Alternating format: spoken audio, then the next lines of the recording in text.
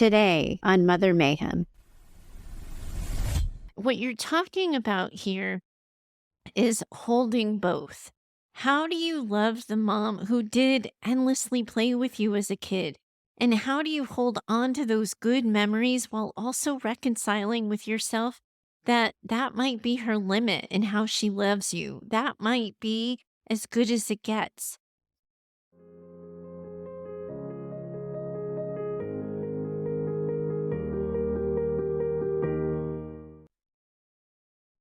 Hi, it's Heather. Welcome back to Mother Mayhem. If you're the daughter of a narcissistic or emotionally limited mom, you belong here. Today we have another listener Q&A episode, and I'm so proud of that. And I'm so grateful to each of you women who are writing in, sharing your vulnerable stories, and really opening yourself up to healing. This is exactly what I wanted for this show and what I was hoping it would become. And I'm so very glad it's happening. And I'm really, really glad that you're here. Today, we're talking to Carly. And yes, I totally stole that name from General Hospital. I always liked the name. And now that I got the idea to steal names from popular culture, I think renaming my letter writers is about to be my new favorite hobby.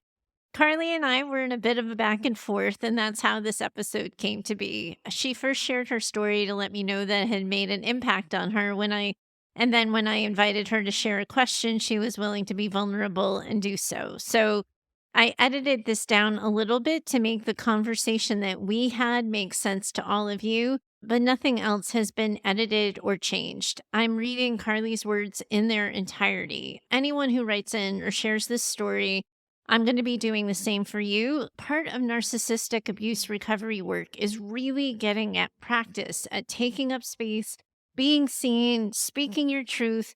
And I want this show to be a vehicle for recovery. I don't want you to just be hearing about narcissistic abuse and be like, oh, yeah, that happened to me, and then feel seen and validated because I talked about something that you feel or that you experience. What I really want this to be is about healing and recovery. And so choices I make are deliberate, and the choice I make to include people's letters in their entirety is deliberate and intentional. All of you are in this together, healing from this experience, and I'm so grateful to be guiding you. This is what Carly had to say. I had an argument with my mom very recently, and it seems as though things have finally come to a head. It is something I've been avoiding for a few years because I didn't feel like I was ready to confront her. It all started about 5 years ago when I started dating my now husband. He began seeing things in my mom that I never noticed and started bringing them to my attention. It isn't normal for a mom to do that, or that isn't how a mom should be treating her kids. I just brushed everything off because I was too scared of my mom and hated any sort of confrontation. When we got engaged, it got worse because there were these family issues that interfered with the wedding. My parents have been divorced and remarried for quite a while and are not on good terms. At this point, there was a custody battle and court stuff going on between my parents regarding my younger sister. I used to get in the middle of my parents on matters like this and would typically take my mom's side on everything and just back her up. Well, during this time of my engagement, I set a boundary and I told her I wouldn't be taking sides at all and would appreciate it if she didn't update me and didn't tell me anything that happened between her and my dad, and she didn't like it very much. At the time, I'd also had an argument with my dad and stepmom because I didn't want my stepmom to come to the wedding. A little while later, I had a change of heart about the whole thing and wanted to fix things, so I decided against the decision. My mom was happy when I didn't want my stepmom coming, and then now that I chose to fix things with them, she became really upset.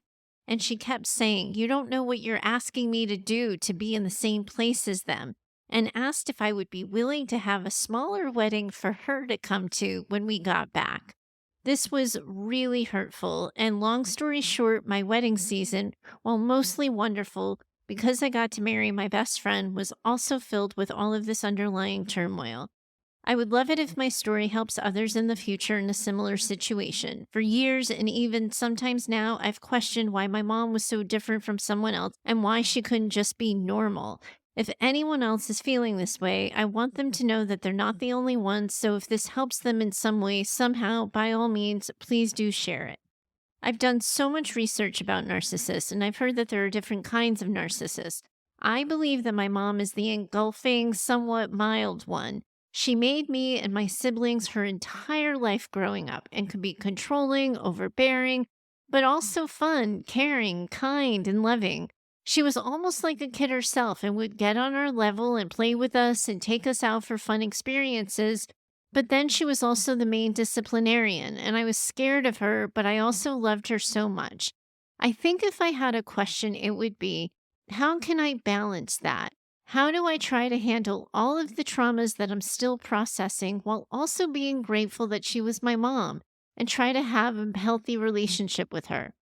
I worry about going no contact with her because I do still love her, and I also fear what that would look like at family gatherings. I'm very close to her side of the family, especially her twin sister, my aunt, and my grandmother, her mother. It makes me sad that things are like this right now, but I know that I have a lot of healing to do and a lot of things to work on. I just sent her a long letter and got everything out on the table that I had been holding on to for years. Things that I've never felt I could tell her because I was too scared of the confrontation in person or over the phone. She's also very difficult to speak to in those ways because she really does not listen. She speaks over me, and I often just feel so unheard. I felt that there was no way for me to really work anything out with her until I told her everything I was feeling. My mom's an intimidating person to talk to, and it feels like she always has power over the entire conversation. I'm very non confrontational, and I feel so meek next to her. I think all of this has made me realize that I have a lot of work to do on myself to heal and grow. Even though I don't know you, Heather, I cannot thank you enough for being a safe place for women to come and talk about this. I am thankful that you started this podcast, and I look forward to hearing and learning more on my journey towards healing. Thank you. Whew, okay, now. So, before we dive into my response to Carly, I want to remind you all of something that I feel really sensitive about and is really important to me. All of you are going to be coming to this show with your own stories, just like Carly's, experiences and questions that you're going to have. And most, if not all of you, are listening to this right now with some form of trauma in your own history or in your current life. And as I prepare this show, there is never going to be any way for me to know what content was going to create what kinds of reactions or tensions in people and what content won't. I also can't talk about this without creating content that isn't going to create some kind of reaction. We are talking about your trauma, so it is natural, normal, and anticipated that part of these conversations are going to be talking about things that are hard for you to hear. I imagine that anything and everything in these conversations could likely create a reaction for any one of you. That's why I feel such enormous responsibility to get it right for all of you, and why I spend so much time sometimes recording and re recording to make sure that I get it right. I want you all to know that I'm always going to be sensitive to this, but I also have to lean on my trust of you. If you're listening to this and it's too hard for you, if you just heard Carly's story, for example, and you're like, that is my life, that is my story, and you find yourself overwhelmed with emotion and finding it difficult versus affirming and validating, it's okay to stop.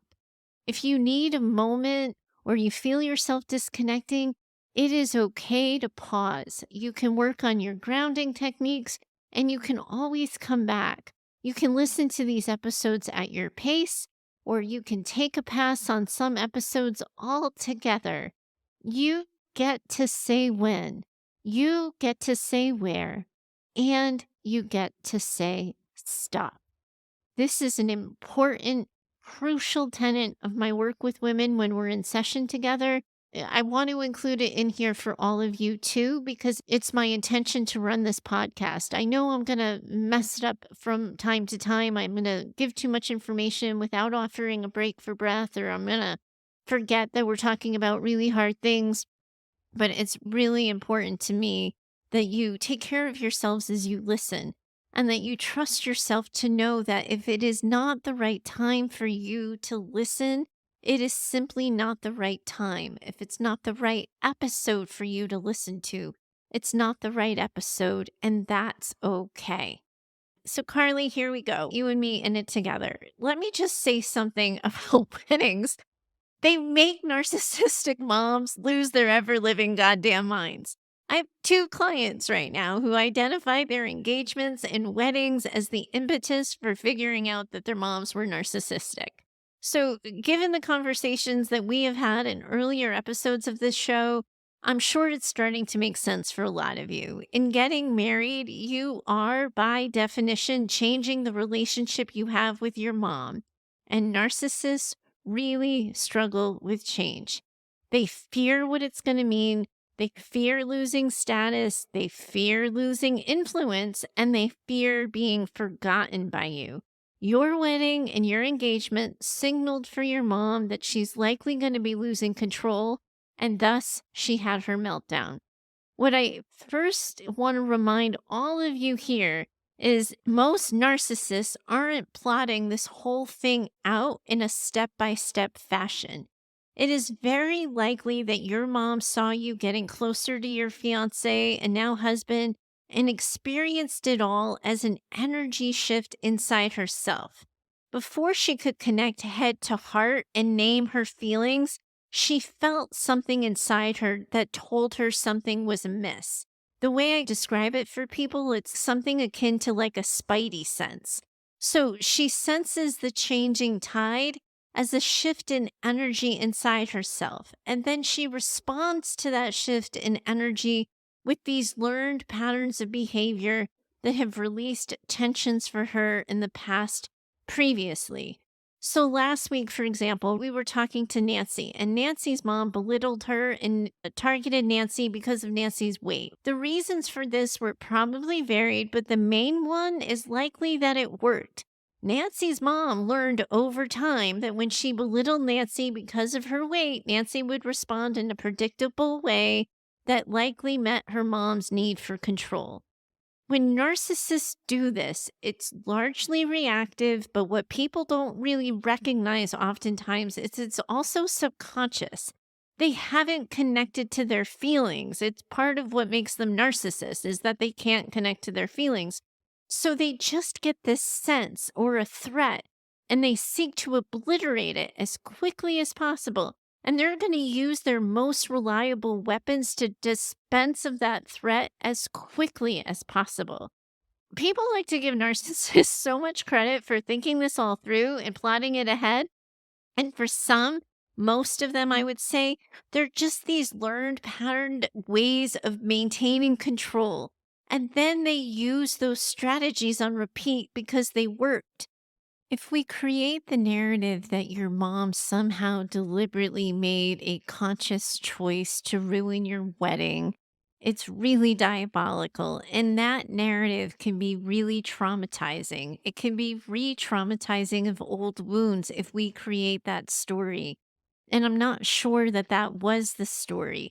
So here's how I like to think of it. Your mom was emotionally limited and incapable of managing her feelings around the whole event. And then as a result, she ended up acting out. And I don't say this to let her off the hook, excuse her for her behavior, or in any way give her a pass. I'm only saying this because it's quite diabolical if we imagine your mom consciously thought to ruin your wedding. It is such a harmful thought that can really do damage. Rather, we have to look at your mom as emotionally limited and incapable of managing her own feelings about the event.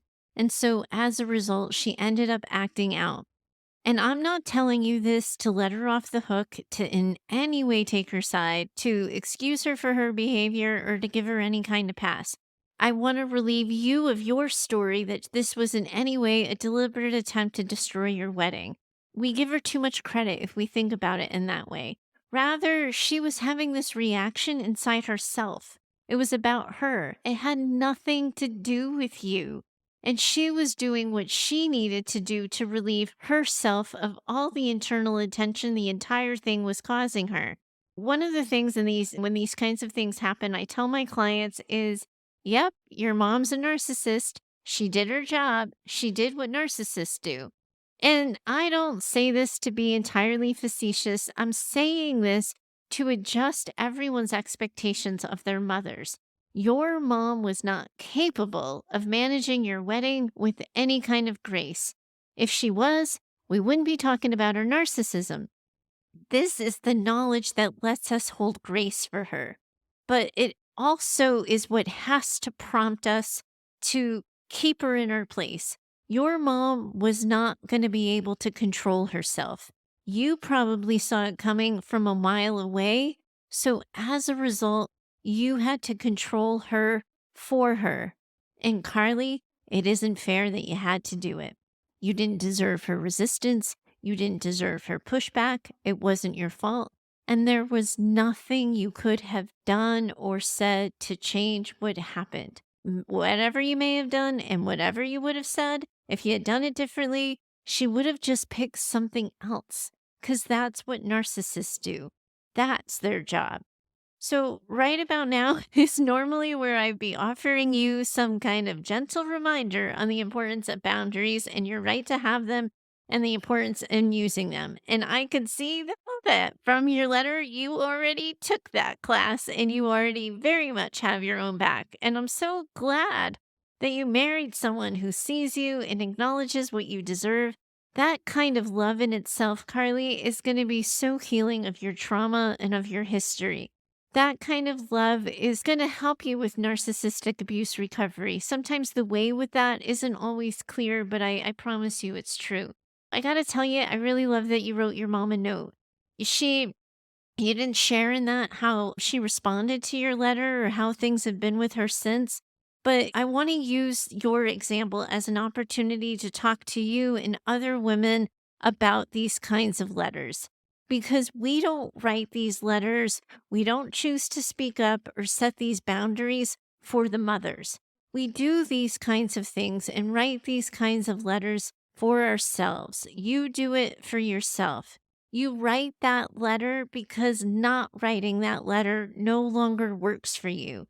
So, what this means for you, Carly, and everyone listening is the letter doesn't get written with the hope that your mom is going to see the light, that she's going to own the error of her ways or work to have a better relationship with you. The letter gets written so you can say, "This is me. This is what happened to me. This is my truth. This is how your behavior has impacted me." If the only reason you or anyone else is listening and contemplating a letter like this is because so this time your mom will really get it, I have to be honest with you that more often than not, that is just a setup to fail. Most narcissists, by definition, are incapable of receiving such feedback without responding with narcissism.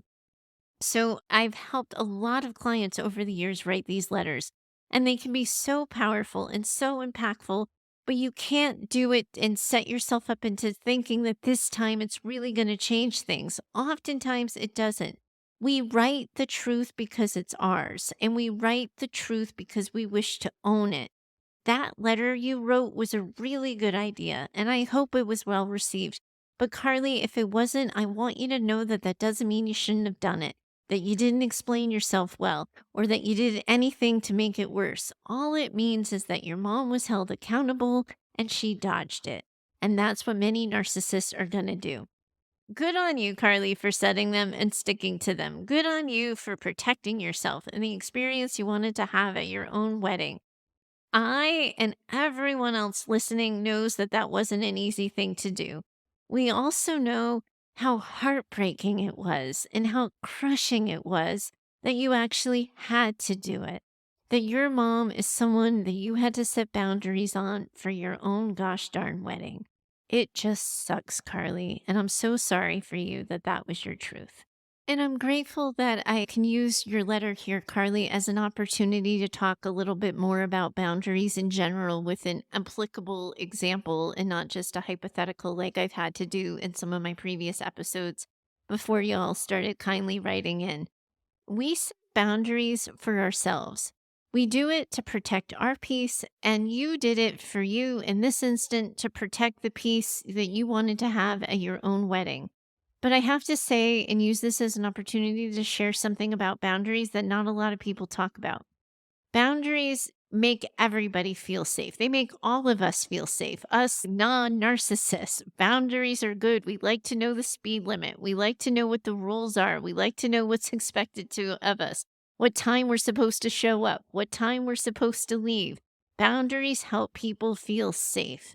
Now, narcissists, they're not going to outwardly act like they like their boundaries. And they're not going to be grateful to know where they end and other people begin. But I want to share a perspective here because I think it's valuable. My career, like where I started before I was doing this, I started when I was working with emotionally limited kids in residential programming. Admittedly, one of the reasons why I'm in front of you now is because a lot of these kids had emotionally limited moms, and as a result, they acted out from their own trauma, had all kinds of trouble. And so they're the root of what brought me here today and what they're so foundational in my experience and my understanding of trauma and recovery. If we just think about these kids for a second, they were all victims of various traumas. And as a result, they had these acting out behaviors that made it unsafe for them to live at home or in the community. And many of these kids, their moms lost parental rights entirely, or they had temporarily lost them for failing to take care of their kids one too many times. So teaching these kids rules and structures was a core part of the work. They felt so out of control inside that they really needed help controlling their outside. That's what the limits, the rules, and the boundaries did for those kids. It helped them control themselves. They learned limits about where their behavior or space ended and someone else's began.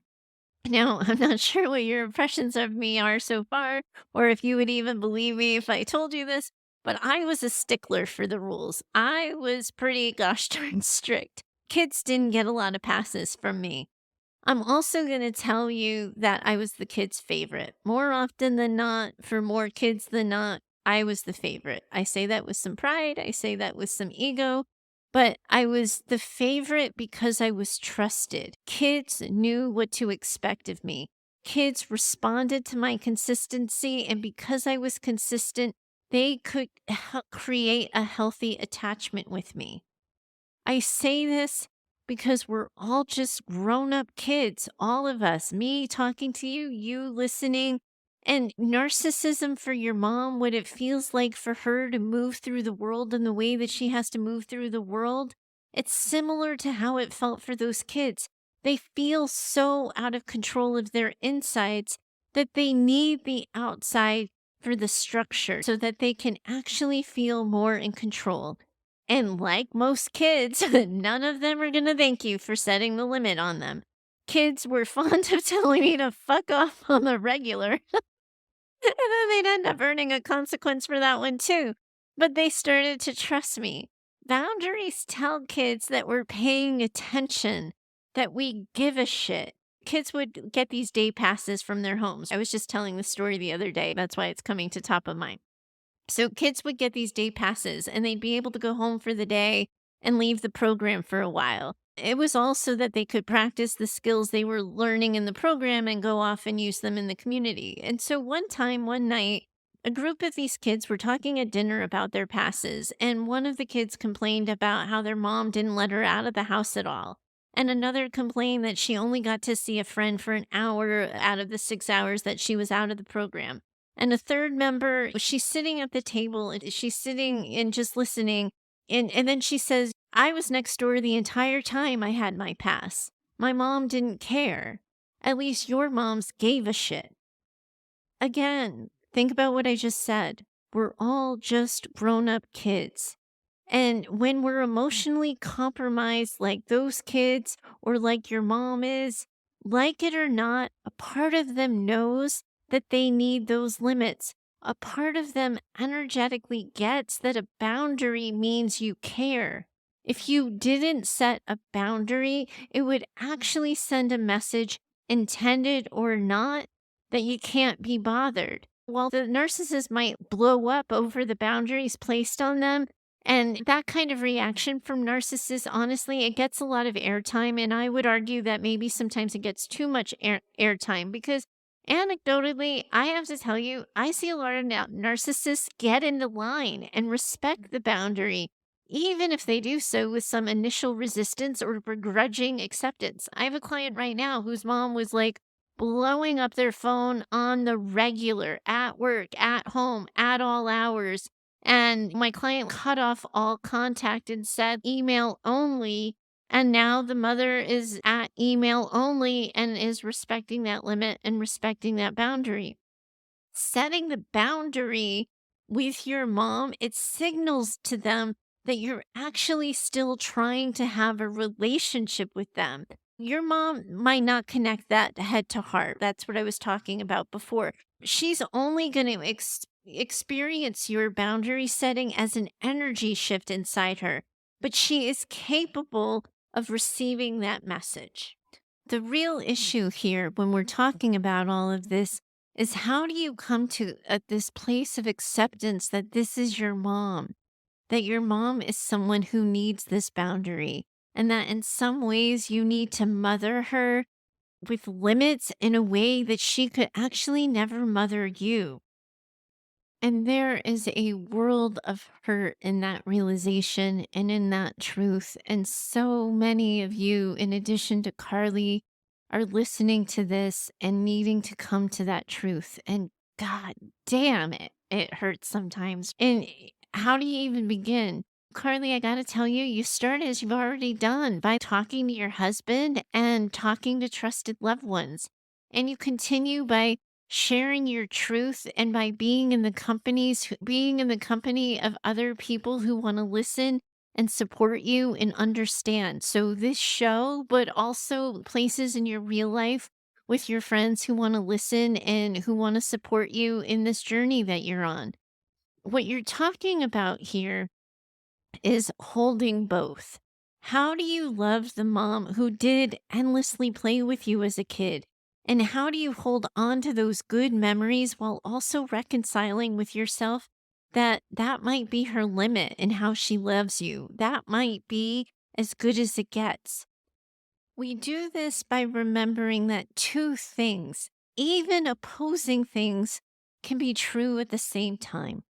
You can love your mom who read you bedtime stories with drama and disguised voices, and you can also be hurt and betrayed by the mom who spoke over you, denied your truth, or bullied you into submission before you could hold her accountable for her actions. Both things can be true about your mom, and we can use that knowledge to plan and act accordingly. First, though, we have to grieve that this is true and that we feel those feelings when they come up. We work those feelings through because most of you aren't used to doing that part. You're not used to seeing feelings through. You're used to shoving them down, pushing them aside, minimizing them. And it's going to take work to get used to acknowledging your feelings, acknowledging that grief and that sadness, and seeing those feelings through without blowing them off or without disregarding them.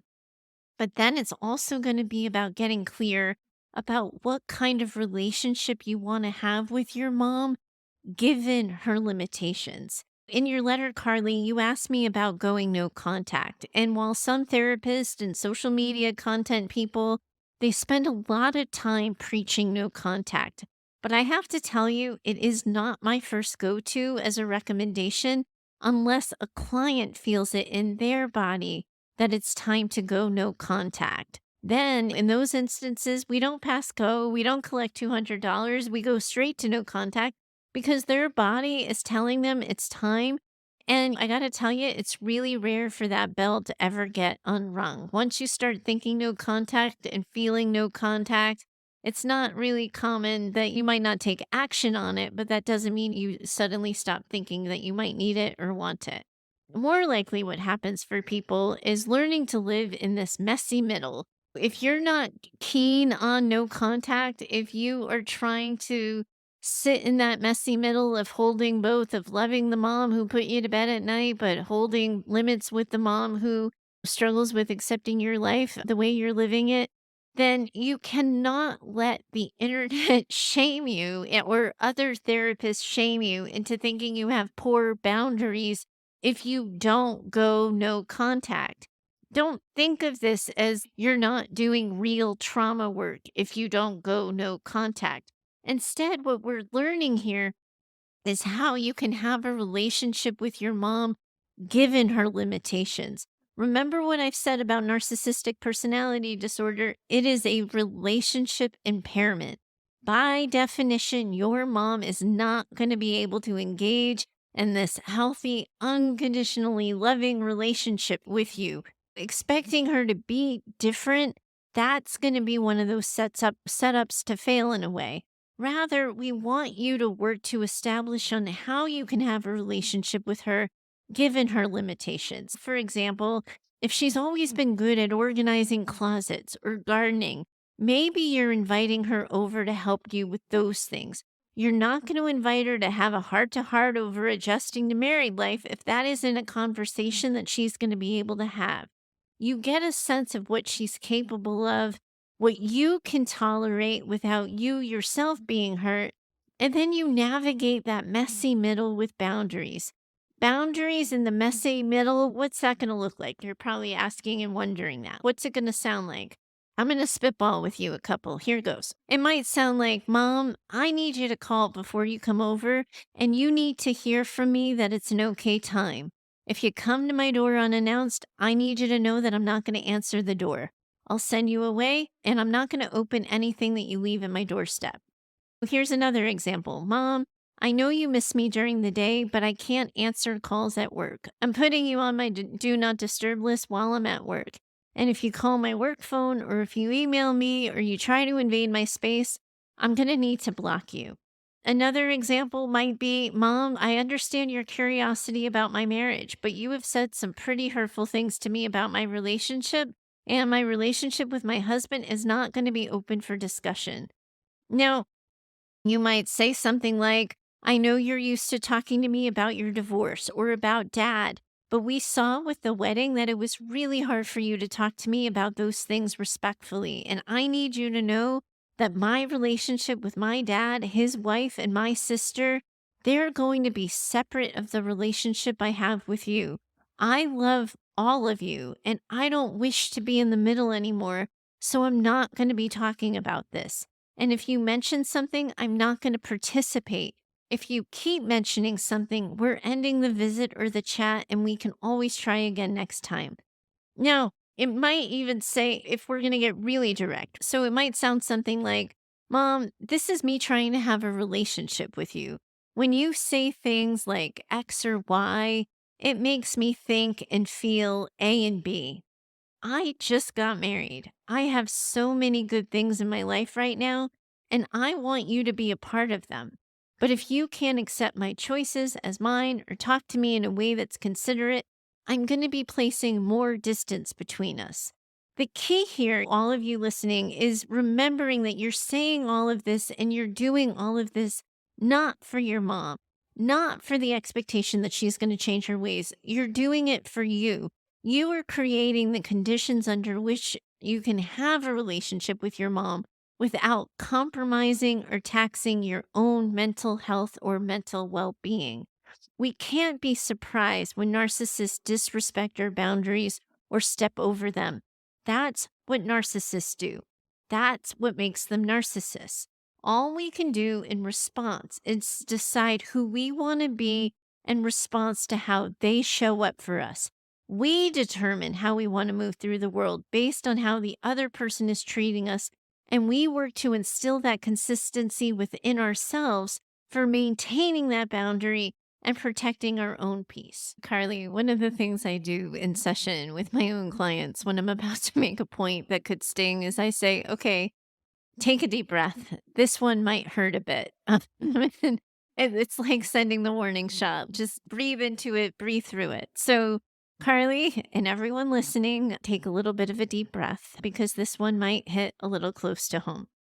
I also wanted to touch on something else that you said. You mentioned fearing going no contact because of the awkward situation it would create with your mom's family. Here's the thing, Carly. Your mom's family, they very likely know all about your mom. They are all too familiar with her tendency to intimidate, to bully, and to otherwise influence people so that she can get her own way. They know how she seeks drama. They know how she plays the victim to her own story, how she uses emotional manipulation to get what she wants. And it is highly unlikely, my friend, that you are the only one in her family who feels held captive and hostage by your mom's tendencies and ways of being. Stating the truth about your mom, even to her family and especially to her twin, is likely hardly going to come as a shock. What you're probably not used to is speaking ill of your mom publicly. And I first want to remind you that it is a natural consequence that when you bully someone, emotionally manipulate someone, or exert undue pressure on someone, you are going to make that person unhappy. Your mom made you unhappy because she put undue pressure, she emotionally manipulated, and she bullied you. As a result of being unhappy because of your mom, you get to create distance. I would imagine that if a conversation with your grandmother, if you were having one, it might go something like this: Gram, I love you. I love us. Right now, it's been really hard with mom. She's saying some really mean things. She's hurting my feelings and it's causing me some distress. I don't need you to be in the middle of us, but I did want you to know that I'm taking space from mom these days. I haven't been accepting her phone calls, or I've let her know that I need to hang up if she starts talking about dad. I don't want my conflict with mom affecting us, and I hope that it won't. You might say something to your aunt that's a little bit similar, and you don't need to process your hurt feelings with them unless you feel safe and comfortable doing so. You also, Carly, you don't need them to agree with you. You just need them to know your truth. So, what they do next with your truth, that's up to them. In some families, that leads to you needing to further protect yourself from their unhealthy reaction, because the thing about apples and trees is true. But that doesn't mean that you don't get to talk about it or that you can't say something. And it doesn't seem all that likely that you're going to need to impose these boundaries on your family. But it's not a bad idea to just protect yourself with the idea. What I'm really offering you here is just another opportunity to speak and stick to your truth. Carly, as you said, all of this is still pretty new to you, and it's going to be new to a lot of the people listening. It's new for you to think of your mom in this way, and you might be reverberating a little bit from all of it. And I think a lot of narcissistic abuse recovery work, it's a process. You don't have to do it all quickly. You don't have to wrap yourself up in all of this and make recovery your full-time job unless you're being impacted by it at that intense of a level. What's really important here is that you work on trusting yourself, that you work on believing yourself. One of the things I like to work on with my clients is actually work on regularly telling yourself, I believe me. Take one thing at a time. Gather your tribe, those people who treat you well, that respect you, and have your back. This is really hard work. It's a lot. And I am really grateful to you for sharing your story so that other people know it wasn't only their mom at their wedding. I want to tell you personally, I really enjoyed our exchange, and I'm so grateful for your support of the show. Thank you so much for letting me use our exchange as an episode today. And anybody listening, if you too have a question for the show or you have a story you want to share, please don't hesitate to reach out. These episodes are starting to line up. Even before I hit record, another letter came in. So we have more and more of these listener Q&As coming up over the next several episodes, and you're always welcome to get your question in line. You can send a recorded voice memo or an email to heather@daughtersnpd.com. Thank you all so much for joining me today. I'm so enjoying our time together. Until next time, all of you are in it together, and I am in it with you. Bye for now. I'm so grateful that you're here. You're right where you're supposed to be. At its heart, I'm hoping to use this show to build a community of women working together to heal from childhoods marked by maternal narcissism and emotional neglect. My goal for Mother Mayhem is that this show becomes an advice and mentoring driven show where you share your questions, struggles, and stories, and I offer you direction for healing and recovery. That can't happen without your contributions. I invite you to send a recorded voice memo or write in an email with your questions and things you're struggling with.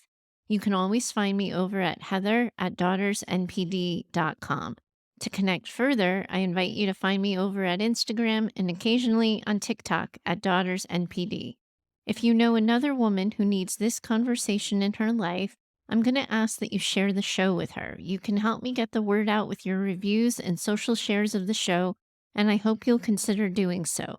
Special thanks to Heather Clark for editing this show. She's in my head and knows what I meant to say when the words come out backwards. Thanks for your time today. I'm always in it with you. Bye for now.